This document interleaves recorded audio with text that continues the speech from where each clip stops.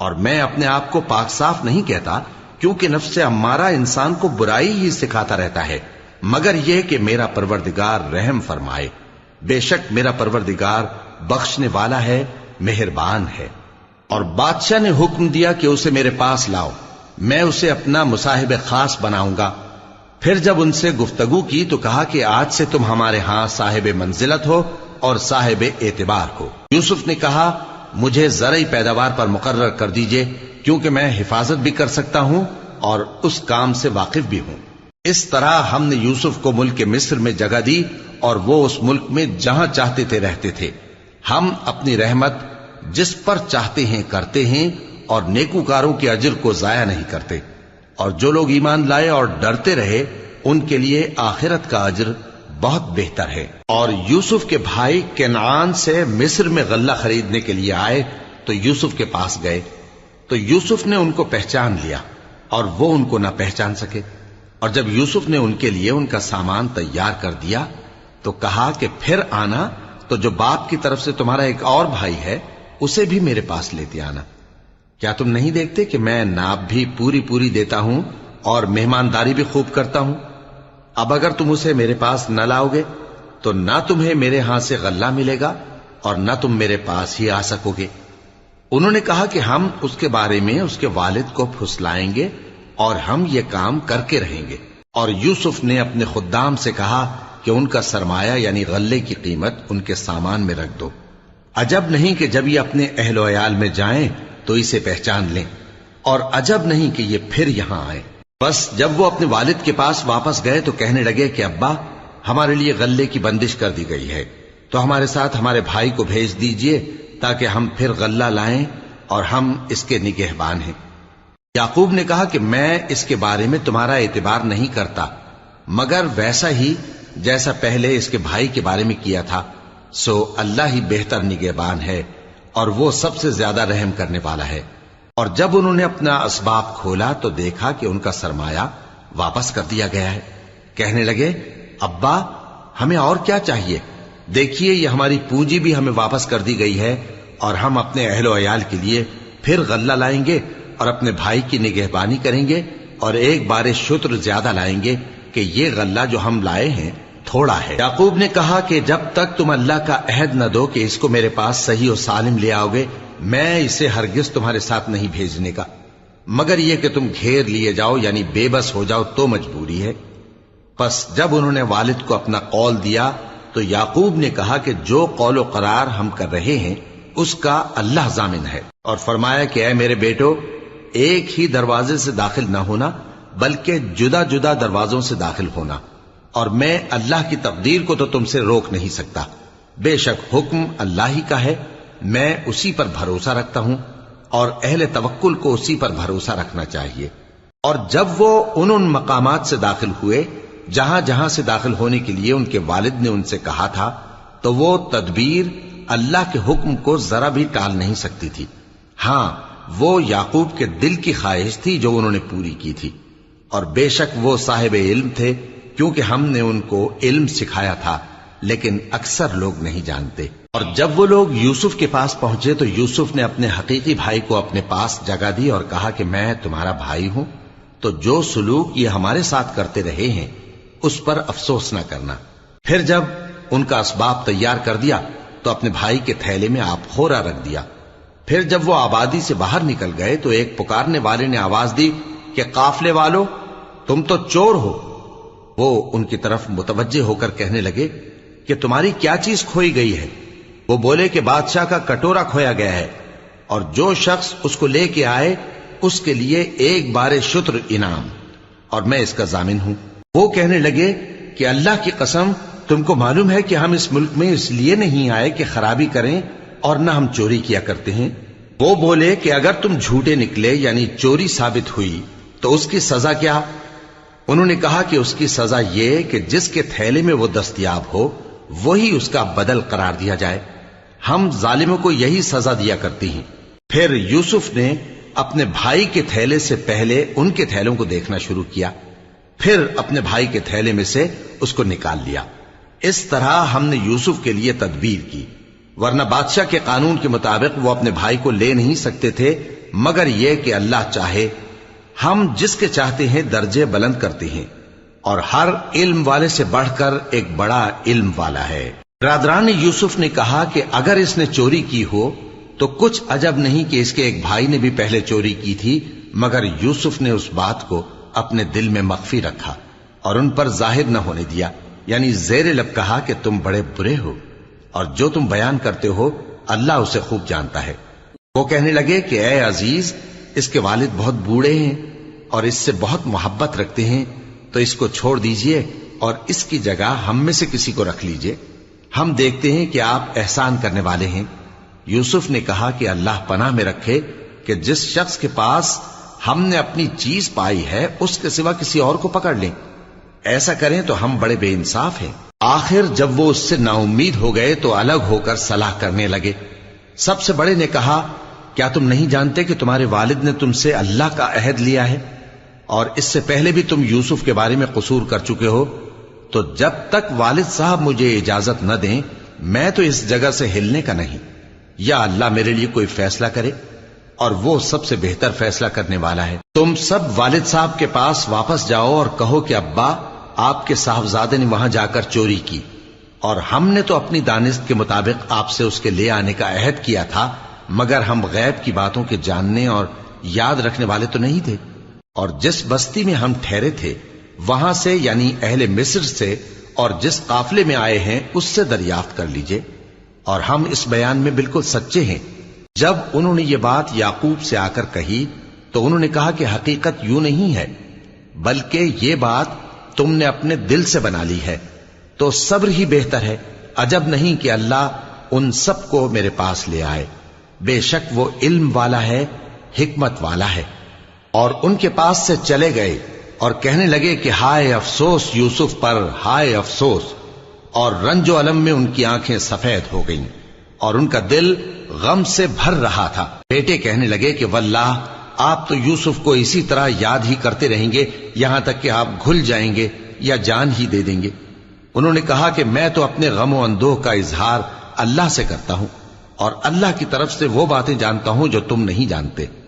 اے بیٹو، یوں کرو کہ ایک دفعہ پھر جاؤ اور یوسف اور اس کے بھائی کو تلاش کرو، اور اللہ کی رحمت سے نا امید نہ ہونا کہ اللہ کی رحمت سے تو کافر لوگ ہی نا امید ہوا کرتے ہیں۔ پھر جب وہ یوسف کے پاس گئے تو کہنے لگے کہ اے عزیز، ہمیں اور ہمارے اہل و عیال کو بڑی تکلیف ہو رہی ہے، اور ہم یہ تھوڑا سا سرمایہ لائے ہیں، آپ ہمیں اس کے عوض پورا غلہ دے دیجئے اور ہم پر خیرات کیجئے کہ اللہ خیرات کرنے والوں کو ثواب دیتا ہے۔ یوسف نے کہا، تمہیں معلوم ہے کہ جب تم نادانی میں پھنسے ہوئے تھے تو تم نے یوسف اور اس کے بھائی کے ساتھ کیا کیا تھا؟ وہ بولے، کیا واقعی تم ہی یوسف ہو؟ انہوں نے کہا، ہاں میں یوسف ہوں، اور بن یامین کی طرف اشارہ کر کے کہنے لگے، یہ میرا بھائی ہے، اللہ نے ہم پر بڑا احسان کیا ہے۔ جو شخص اللہ سے ڈرتا اور صبر کرتا ہے تو اللہ نیکوکاروں کا اجر ضائع نہیں کرتا۔ وہ بولے، اللہ کی قسم، اللہ نے تم کو ہم پر فضیلت بخشی ہے اور بے شک ہم خطاکار تھے۔ یوسف نے کہا کہ آج کے دن تم پر کوئی ملامت نہیں، اللہ تم کو معاف کرے، اور وہ سب سے بڑھ کر رحم کرنے والا ہے۔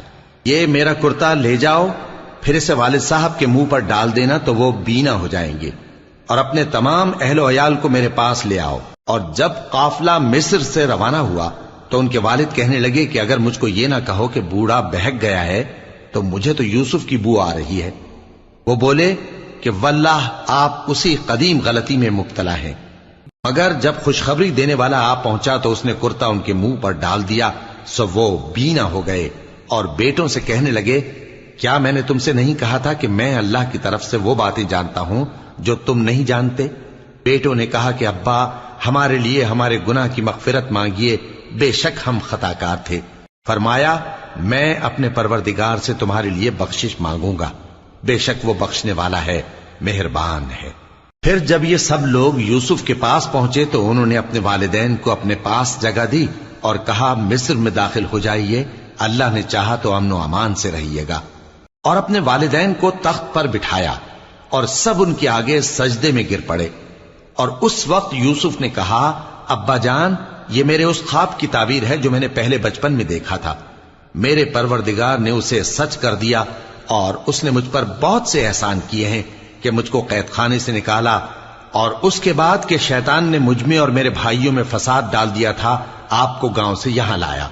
بے شک میرا پروردگار جو چاہتا ہے تدبیر سے کرتا ہے، وہ علم والا ہے، حکمت والا ہے۔ جب یہ سب باتیں ہو لیں تو یوسف نے اللہ سے دعا کی کہ اے میرے پروردگار، تو نے مجھ کو حکومت سے نوازا اور خوابوں کی تعبیر کا علم بخشا۔ اے آسمانوں اور زمین کے پیدا کرنے والے، تو ہی دنیا اور آخرت میں میرا کارساز ہے۔ تو مجھے دنیا سے اپنی اطاعت کی حالت میں اٹھائیو اور آخرت میں اپنے نیک بندوں میں داخل کیجو۔ اے پیغمبر، یہ اخبار غیب میں سے ہیں جو ہم تمہاری طرف بھیجتے ہیں۔ اور جب برادران یوسف نے اپنی بات پر اتفاق کیا تھا اور وہ فریب کر رہے تھے تو تم ان کے پاس تو نہ تھے، اور بہت سے آدمی گو تم کتنی خواہش کرو ایمان لانے والے نہیں ہیں، اور تم ان سے اس خیر خواہی کا کچھ صلہ بھی تو نہیں مانگتے۔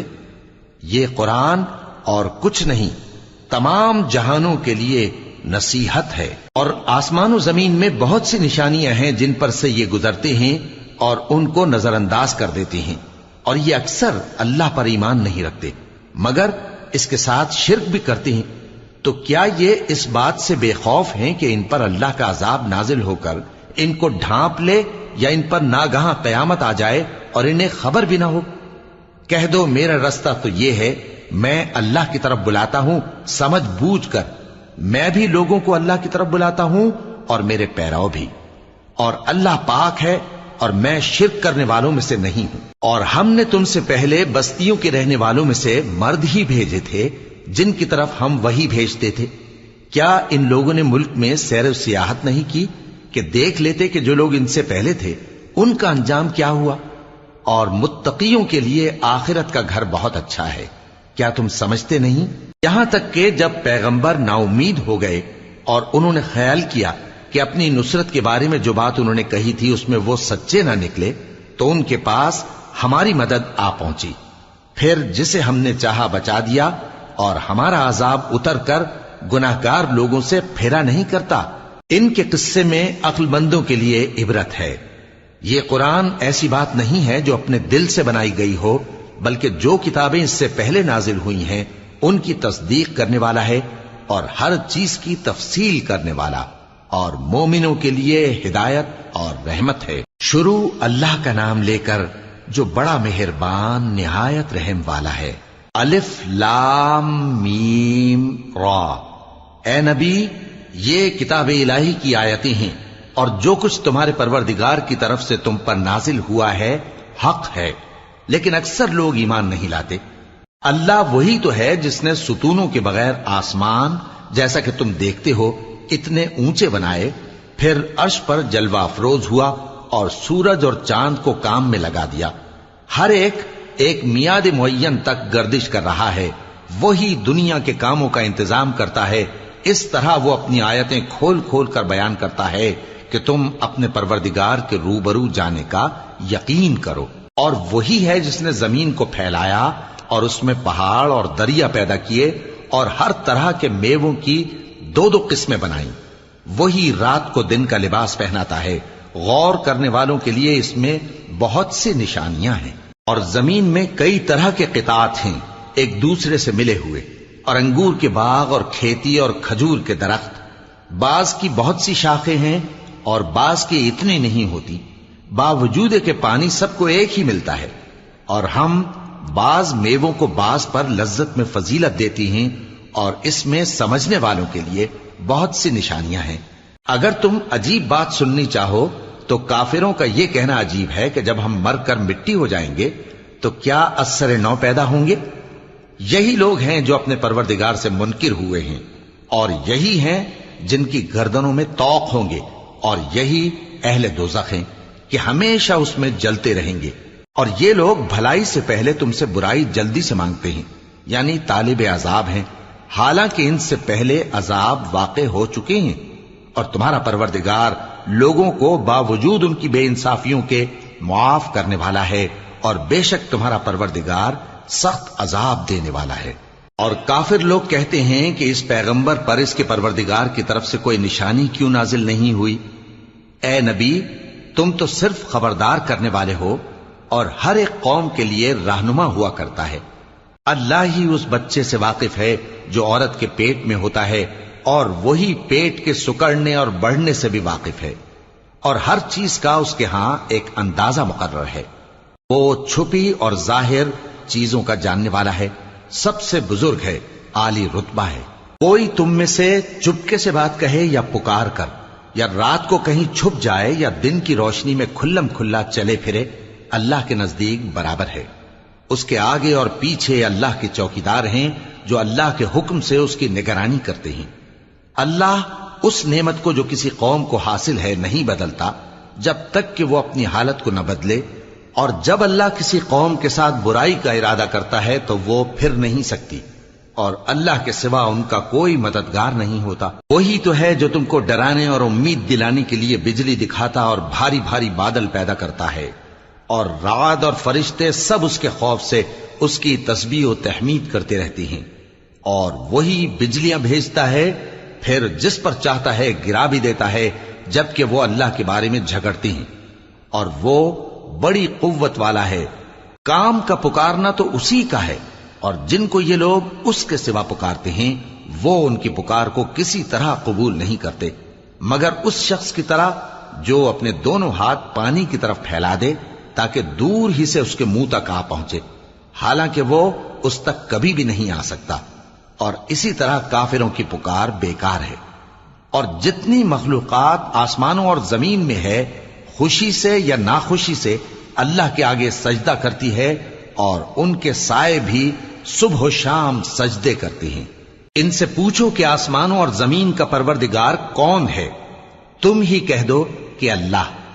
ان سے کہو کہ کیا تم نے اللہ کو چھوڑ کر ایسے لوگوں کو کارساز بنایا ہے جو خود اپنے نفع و نقصان کا بھی اختیار نہیں رکھتے؟ کہو کیا اندھا اور آنکھوں والا برابر ہیں، یا اندھیرا اور اجالا برابر ہو سکتا ہے؟ بھلا ان لوگوں نے جن کو اللہ کا شریک مقرر کیا ہے، کیا انہوں نے اللہ کسی مخلوقات پیدا کی ہے جس کے سبب ان کے لیے مخلوقات مشتبہ ہو گئی ہے؟ کہہ دو کہ اللہ ہی ہر چیز کا پیدا کرنے والا ہے، اور وہ یکتا ہے، بڑا زبردست ہے۔ اسی نے آسمان سے مے برسایا، پھر اس سے اپنے اپنے اندازے کے مطابق نالے بہ نکلے، پھر پانی پر پھولا ہوا جھاگ آ گیا۔ اور جس چیز کو زیور یا کوئی اور سامان بنانے کے لیے آگ میں تپاتے ہیں اس میں بھی ایسا ہی جھاگ ہوتا ہے۔ اس طرح اللہ حق و باطل کی مثال بیان فرماتا ہے۔ سو جھاگ تو سوکھ کر زائل ہو جاتا ہے، اور پانی جو لوگوں کو فائدہ پہنچاتا ہے وہ زمین میں ٹھہرا رہتا ہے۔ اس طرح اللہ صحیح اور غلط کی مثالیں بیان فرماتا ہے تاکہ تم سمجھو۔ جن لوگوں نے اللہ کے حکم کو قبول کیا ان کی حالت بہت بہتر ہوگی، اور جنہوں نے اس کو قبول نہ کیا، اگر روئے زمین کے سب خزانے ان کے اختیار میں ہوں تو وہ سب کے سب اور ان کے ساتھ اتنے ہی اور نجات کے بدلے میں صرف کر ڈالیں، مگر نجات کہاں؟ ایسے لوگوں کا حساب بھی برا ہوگا، اور ان کا ٹھکانہ بھی دوزخ ہے، اور وہ بری جگہ ہے۔ بھلا جو شخص یہ جانتا ہے کہ جو کچھ تمہارے پروردگار کی طرف سے تم پر نازل ہوا ہے حق ہے، وہ اس شخص کی طرح ہے جو اندھا ہے؟ اور سمجھتے تو وہی ہیں جو عقل مند ہیں، جو اللہ کے عہد کو پورا کرتے ہیں اور قول و قرار کو نہیں توڑتے، اور جن رشتوں کے جوڑے رکھنے کا اللہ نے حکم دیا ان کو جوڑے رکھتے، اور اپنے پروردگار سے ڈرتے رہتے اور برے حساب سے خوف رکھتے ہیں۔ اور جو اپنے پروردگار کی خوشنودی حاصل کرنے کے لیے مصائب پر صبر کرتے ہیں اور نماز پڑھتے ہیں، اور جو مال ہم نے ان کو دیا ہے اس میں سے پوشیدہ اور ظاہر خرچ کرتے ہیں، اور نیکی سے برائی کو دور کرتے ہیں، یہی لوگ ہیں جن کے لیے عاقبت کا گھر ہے، یعنی ہمیشہ رہنے کے باغات جن میں وہ داخل ہوں گے، اور ان کے باپ دادوں اور بیویوں اور اولاد میں سے جو نیکوکار ہوں گے وہ بھی بہشت میں جائیں گے، اور فرشتے بہشت کے ہر ایک دروازے سے ان کے پاس آئیں گے اور کہیں گے تم پر سلام ہو، یہ تمہاری ثابت قدمی کا بدلہ ہے، اور عاقبت کا گھر خوب گھر ہے۔ اور جو لوگ اللہ سے پختہ عہد کر کے اس کو توڑ ڈالتے اور جن رشتوں کے جوڑے رکھنے کا اللہ نے حکم دیا ہے ان کو قطع کر دیتے اور ملک میں فساد کرتے ہیں، ایسوں پر لعنت ہے اور ان کے لیے برا انجام ہے۔ اللہ جس کا چاہتا ہے رزق فراخ کر دیتا ہے اور جس کا چاہتا ہے تنگ کر دیتا ہے۔ اور کافر لوگ دنیا کی زندگی پر خوش ہو رہے ہیں، اور دنیا کی زندگی آخرت کے مقابلے میں بہت تھوڑا سامان ہے۔ اور کافر کہتے ہیں کہ اس پیغمبر پر اس کے پروردگار کی طرف سے کوئی نشانی کیوں نازل نہیں ہوئی؟ کہہ دو کہ اللہ جسے چاہتا ہے گمراہ کرتا ہے، اور جو اس کی طرف رجوع ہوتا ہے اس کو اپنی طرف کا رستہ دکھاتا ہے، یعنی ان کو جو ایمان لاتے اور جن کے دل اللہ کی یاد سے آرام پاتے ہیں ان کو۔ اور سن رکھو کہ اللہ کی یاد سے ہی دل آرام پاتے ہیں۔ جو لوگ ایمان لائے اور عمل نیک کیے ان کے لیے خوشحالی اور عمدہ ٹھکانہ ہے۔ جس طرح ہم پہلے پیغمبر بھیجتے رہے ہیں اسی طرح اے نبی ہم نے تم کو اس امت میں جس سے پہلے بہت سی امتیں گزر چکی ہیں بھیجا ہے، تاکہ تم ان کو وہ کتاب جو ہم نے تمہاری طرف بھیجی ہے پڑھ کر سنا دو۔ اور یہ لوگ رحمان کو نہیں مانتے۔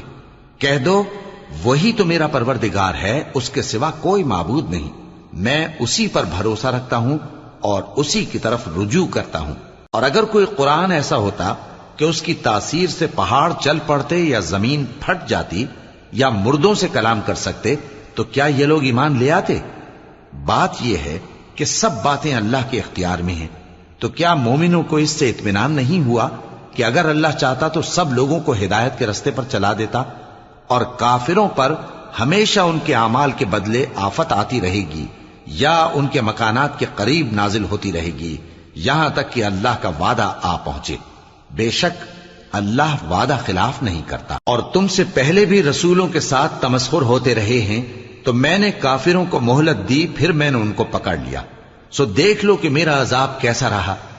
تو کیا وہ جو ہر شخص کے اعمال کا نگراں و نگہبان ہے وہ بتوں کی طرح بے علم و بے خبر ہو سکتا ہے؟ اور ان لوگوں نے اللہ کے شریک مقرر کر رکھے ہیں۔ ان سے کہو کہ ذرا ان کے نام تو لو۔ کیا تم اسے ایسی چیزیں بتاتے ہو جو روئے زمین پر ہیں اور اسے معلوم نہیں، یا تم لوگ محض سطحی بات کی تقلید کرتے ہو؟ اصل یہ ہے کہ کافروں کو ان کے فریب خوبصورت معلوم ہوتے ہیں اور وہ ہدایت کے رستے سے روک لیے گئے ہیں، اور جسے اللہ گمراہ رہنے دے اسے کوئی ہدایت کرنے والا نہیں۔ ان کو دنیا کی زندگی میں بھی عذاب ہے اور آخرت کا عذاب تو بہت ہی سخت ہے، اور ان کو اللہ کے عذاب سے کوئی بھی بچانے والا نہیں۔ جس جنت کا پرہیزگاروں سے وعدہ کیا گیا ہے اس کی شان یہ ہے کہ اس کے نیچے نہریں بہ رہی ہیں، اس کے پھل ہمیشہ باقی رہنے والے ہیں اور اس کے سائے بھی۔ یہ ان لوگوں کا انجام ہے جو متقی ہیں، اور کافروں کا انجام دوزخ ہے۔ اور جن لوگوں کو ہم نے کتاب دی ہے وہ اس کتاب سے جو تم پر نازل ہوئی ہے خوش ہوتی ہیں، اور بعض فرقے اس کی بعض باتیں نہیں بھی مانتے۔ کہہ دو کہ مجھ کو یہی حکم ہوا ہے کہ اللہ ہی کی عبادت کروں اور اس کے ساتھ کسی کو شریک نہ بناؤں، میں اسی کی طرف بلاتا ہوں اور اسی کی طرف مجھے لوٹنا ہے۔ اور اسی طرح ہم نے اس قرآن کو عربی زبان کا فرمان بنا کر نازل کیا ہے، اور اگر تم علم آ جانے کے بعد ان لوگوں کی خواہشوں کے پیچھے چلو گے تو اللہ کے سامنے کوئی نہ تمہارا مددگار ہوگا اور نہ کوئی بچانے والا۔ اور اے نبی ہم نے تم سے پہلے بھی پیغمبر بھیجے تھے اور ان کو بیویاں اور اولاد بھی دی تھیں، اور کسی پیغمبر کے اختیار کی بات نہ تھی کہ اللہ کے حکم کے بغیر کوئی نشانی لے آتا۔ ہر حکم قضا کتاب میں لکھا ہوا ہے۔ اللہ جس چیز کو چاہتا ہے مٹا دیتا ہے اور جس کو چاہتا ہے باقی رکھتا ہے، اور اسی کے پاس اصل کتاب ہے۔ اور اگر ہم کوئی عذاب جس کا ان لوگوں سے وعدہ کرتے ہیں تمہیں دکھائیں، یعنی تمہارے روبرو ان پر نازل کریں، یا تمہاری مدت حیات پوری کر دیں، یعنی تمہارے انتقال کے بعد عذاب بھیجیں، تو تمہارا کام ہمارے احکام کا پہنچا دینا ہے اور ہمارا کام حساب لینا ہے۔ کیا انہوں نے نہیں دیکھا کہ ہم زمین کو اس کے کناروں سے گھٹاتے چلے آ رہے ہیں، اور اللہ جیسا چاہتا ہے حکم کرتا ہے، کوئی اس کے حکم کا رد کرنے والا نہیں، اور وہ جلد حساب لینے والا ہے۔ جو لوگ ان سے پہلے تھے وہ بھی بہتیری تدبیریں کرتے رہے ہیں، سو تدبیر تو سب اللہ ہی کی ہوتی ہے۔ ہر شخص جو کچھ کر رہا ہے اللہ اسے جانتا ہے، اور کافر جلد معلوم کر لیں گے کہ آخرت میں اچھا انجام کس کے لیے ہوتا ہے۔ اور کافر لوگ کہتے ہیں کہ تم پیغمبر نہیں ہو۔ کہہ دو کہ میرے اور تمہارے درمیان اللہ اور وہ شخص جس کے پاس کتاب آسمانی کا علم ہے بطور گواہ کافی ہے۔ شروع اللہ کا نام لے کر جو بڑا مہربان نہایت رحم والا ہے۔ الف لام را، یہ ایک پر نور کتاب ہے، اس کو ہم نے تم پر اس لیے نازل کیا ہے کہ تم لوگوں کو اندھیروں سے نکال کر روشنی کی طرف لے جاؤ، یعنی ان کے پروردگار کے حکم سے عزت والے خوبیوں والے مالک کے راستے کی طرف، یعنی اس اللہ کے راستے کی طرف کہ جو کچھ آسمانوں اور زمین میں ہے سب اسی کا ہے، اور ان کافروں کے لیے عذاب شدید کی وجہ سے تباہی اور بربادی مقدر ہے، جو آخرت کے مقابلے میں دنیاوی زندگی کو پسند کرتے اور لوگوں کو اللہ کے راستے سے روکتے اور اس میں کجی چاہتے ہیں۔ یہ لوگ بڑے دور کی گمراہی میں ہیں، اور ہم نے کوئی پیغمبر نہیں بھیجا مگر وہ اپنی قوم کی زبان بولتا تھا تاکہ انہیں احکام الہی کھول کھول کر بتا دے۔ پھر اللہ جسے چاہتا ہے گمراہ رہنے دیتا ہے اور جسے چاہتا ہے ہدایت دیتا ہے، اور وہ غالب ہے، حکمت والا ہے۔ اور ہم نے موسیٰ کو اپنی نشانیاں دے کر بھیجا کہ اپنی قوم کو تاریکیوں سے نکال کر روشنی میں لے جاؤ اور ان کو اللہ کے دن یاد دلاؤ، اور اس میں ان لوگوں کے لیے جو صابر و شاکر ہیں نشانیاں ہیں۔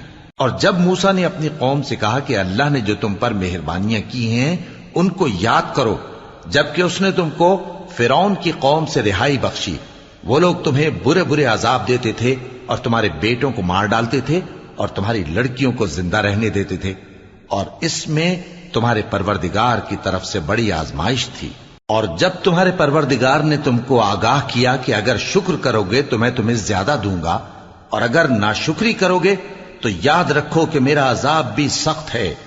اور موسیٰ نے صاف صاف کہہ دیا کہ اگر تم اور جتنے اور لوگ زمین میں ہیں سب کے سب ناشکری کرو تو بھی اللہ بے نیاز ہے، قابل تعریف ہے۔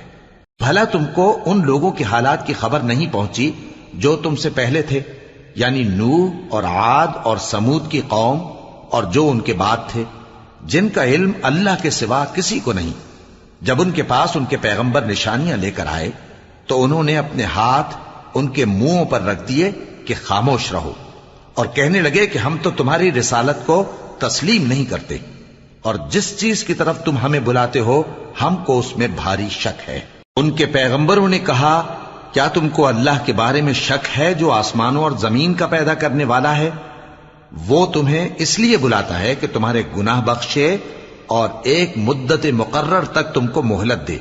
وہ بولے کہ تم تو ہمارے ہی جیسے آدمی ہو، تمہارا یہ منشا ہے کہ جن چیزوں کو ہمارے بڑے پوجتے رہے ہیں ان کے پوجنے سے تم ہمیں روک دو، تو اچھا کوئی کھلی دلیل لاؤ، یعنی معجزہ دکھاؤ۔ پیغمبروں نے ان سے کہا کہ ہاں ہم تمہارے ہی جیسے آدمی ہیں، لیکن اللہ اپنے بندوں میں سے جس پر چاہتا ہے نبوت کا احسان کرتا ہے، اور ہمارے اختیار کی بات نہیں کہ ہم اللہ کے حکم کے بغیر تم کو تمہاری فرمائش کے مطابق معجزہ دکھائیں، اور اللہ ہی پر مومنوں کو تو بھروسہ رکھنا چاہیے۔ اور ہم کیوں اللہ پر بھروسہ نہ رکھیں حالانکہ اس نے ہم کو ہمارے دین کے سیدھے رستے بتائے ہیں، اور جو تکلیفیں تم ہم کو دیتے ہو اس پر ہم صبر کریں گے، اور اہل توکل کو تو اللہ ہی پر بھروسہ رکھنا چاہیے۔ اور جو کافر تھے انہوں نے اپنے پیغمبروں سے کہا کہ یا تو ہم تم کو اپنے ملک سے باہر نکال دیں گے یا تم ہمارے مذہب میں واپس آ جاؤ۔ پس ان کے پروردگار نے ان کی طرف وحی بھیجی کہ ہم ظالموں کو ہلاک کر دیں گے اور ان کے بعد تم کو اس زمین میں آباد کر دیں گے۔ یہ اس شخص کے لیے ہے جو قیامت کے روز میرے سامنے کھڑے ہونے سے ڈرے اور میرے عذاب سے خوف کرے۔ اور پیغمبروں نے اللہ سے فتح چاہی اور ہر سرکش ضدی نامراد رہ گیا۔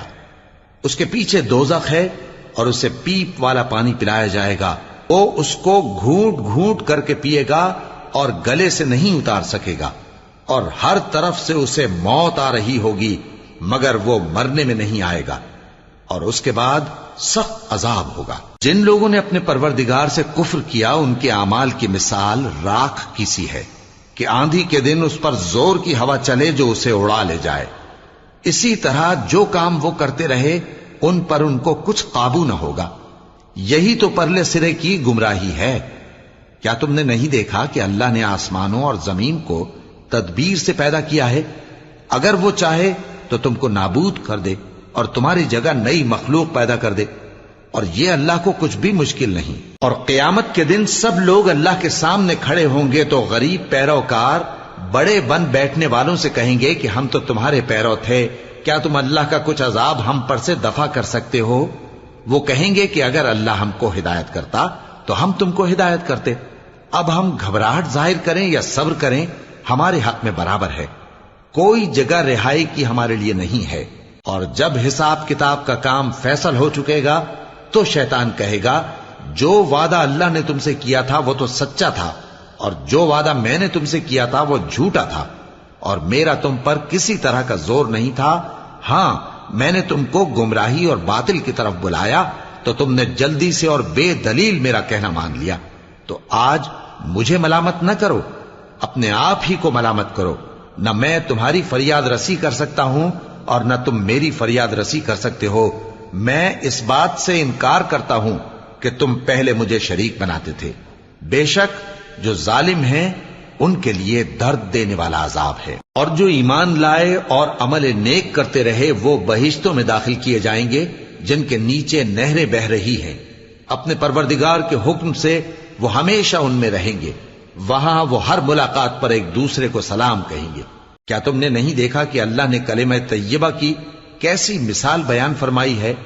وہ ایسی ہے جیسے پاکیزہ درخت جس کی جڑ مضبوط ہو اور شاخیں آسمان میں پھیلی ہوں، وہ اپنے پروردگار کے حکم سے ہر موقع پر پھل لاتا ہو۔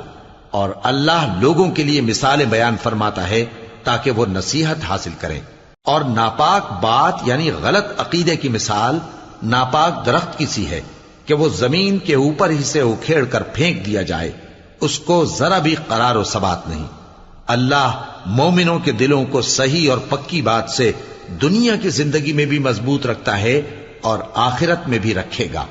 اور اللہ بے انصافوں کو گمراہ کر دیتا ہے، اور اللہ جو چاہتا ہے کرتا ہے۔ کیا تم نے ان لوگوں کو نہیں دیکھا جنہوں نے اللہ کے احسان کو ناشکری سے بدل دیا اور اپنی قوم کو تباہی کے گھر میں لا اتارا، یعنی دوزخ میں، کہ سب ناشکرے اس میں داخل ہوں گے اور وہ برا ٹھکانہ ہے۔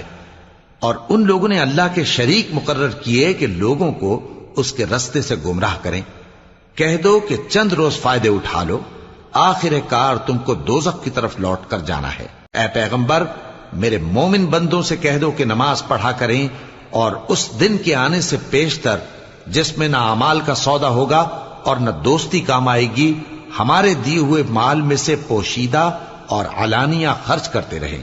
اللہ ہی تو ہے جس نے آسمانوں اور زمین کو پیدا کیا اور آسمان سے مے برسایا، پھر اس سے تمہارے کھانے کے لیے پھل پیدا کیے اور کشتیوں اور جہازوں کو تمہارے زیر فرمان کیا تاکہ وہ سمندر میں اس کے حکم سے چلیں، اور نہروں کو بھی تمہارے زیر فرمان کیا، اور سورج اور چاند کو تمہارے لیے کام میں لگا دیا کہ دونوں دن رات ایک ڈگر پر چل رہے ہیں، اور رات اور دن کو بھی تمہاری خاطر کام میں لگا دیا، اور جو کچھ تم نے مانگا سب میں سے تم کو عنایت کیا۔ اور اگر اللہ کے احسان گننے لگو تو شمار نہ کر سکو، مگر لوگ نعمتوں کا شکر نہیں کرتے۔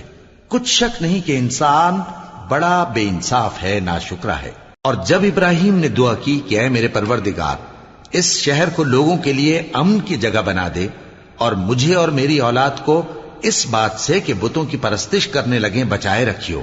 اے پروردگار، انہوں نے بہت سے لوگوں کو گمراہ کیا ہے، سو جس شخص نے میرا کہا مانا وہ میرا ہے، اور جس نے میری نافرمانی کی تو بخشنے والا ہے، مہربان ہے۔ اے پروردگار، میں نے اپنی اولاد ایک وادی میں جہاں کھیتی نہیں، تیرے عزت و ادب والے گھر کے پاس لا بسائی ہے۔ اے پروردگار، تاکہ یہ نماز پڑھیں، سو تو لوگوں کے دلوں کو ایسا کر دے کہ ان کی طرف جھکے رہیں، اور ان کو میووں سے روزی دیتے رہنا تاکہ تیرا شکر کریں۔ اے پروردگار، جو بات ہم چھپاتے اور جو ظاہر کرتے ہیں تو سب جانتا ہے، اور اللہ سے کوئی چیز مخفی نہیں، نہ زمین میں نہ آسمان میں۔ اللہ کا شکر ہے جس نے مجھ کو بڑی عمر میں اسماعیل اور اسحاق بخشے، بے شک میرا پروردگار دعا سننے والا ہے۔ اے پروردگار، مجھ کو ایسی توفیق عنایت کر کہ نماز پڑھتا رہوں، اور میری اولاد کو بھی یہ توفیق بخش۔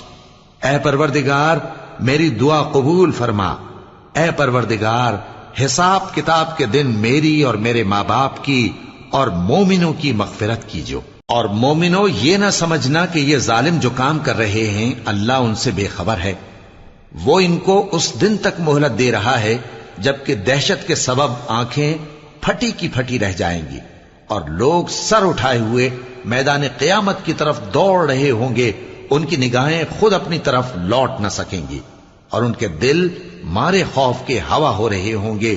اور لوگوں کو اس دن سے آگاہ کر دو جب ان پر عذاب آ جائے گا۔ تب ظالم لوگ کہیں گے کہ اے ہمارے پروردگار، ہمیں تھوڑی سی مہلت عطا کر تاکہ ہم تیری دعوت توحید قبول کریں اور تیرے پیغمبروں کے پیچھے چلیں۔ تو جواب ملے گا، کیا تم پہلے قسمیں نہیں کھایا کرتے تھے کہ تم کو اس حال سے جس میں تم ہو زوال نہیں ہوگا؟ اور جو لوگ اپنے آپ پر ظلم کرتے تھے تم ان کے مکانوں میں رہتے تھے، اور تم پر ظاہر ہو چکا تھا کہ ہم نے ان لوگوں کے ساتھ کس طرح کا معاملہ کیا تھا، اور تمہارے سمجھانے کے لیے مثالیں بیان کر دی تھیں۔ اور انہوں نے بڑی بڑی تدبیریں کی، اور ان کی سب تدبیریں اللہ کے ہاں لکھی ہوئی ہیں۔ گو وہ تدبیریں ایسی غضب کی تھیں کہ ان سے پہاڑ بھی ٹل جائیں۔ تو ایسا خیال نہ کرنا کہ اللہ نے جو اپنے پیغمبروں سے وعدہ کیا ہے وہ اس کے خلاف کرے گا۔ بے شک اللہ زبردست ہے، بدلہ لینے والا ہے۔ جس دن یہ زمین دوسری ہی زمین بنا دی جائے گی اور آسمان بھی بدل دیے جائیں گے اور سب لوگ اللہ کے سامنے نکل کھڑے ہوں گے، جو یکتا ہے بڑا زبردست ہے۔ اور اس دن تم گناہگاروں کو دیکھو گے کہ زنجیروں میں جکڑے ہوئے ہیں، ان کے کرتے تارکول کے ہوں گے اور ان کے چہروں کو آگ لپٹ رہی ہوگی، یہ اس لیے کہ اللہ ہر شخص کو اس کے اعمال کا بدلہ دے۔ بے شک اللہ جلد حساب لینے والا ہے۔ یہ قرآن لوگوں کے نام اللہ کا پیغام ہے تاکہ ان کو اس سے ڈرایا جائے اور تاکہ وہ جان لیں کہ وہی اکیلا معبود ہے، اور تاکہ اہل عقل نصیحت حاصل کریں۔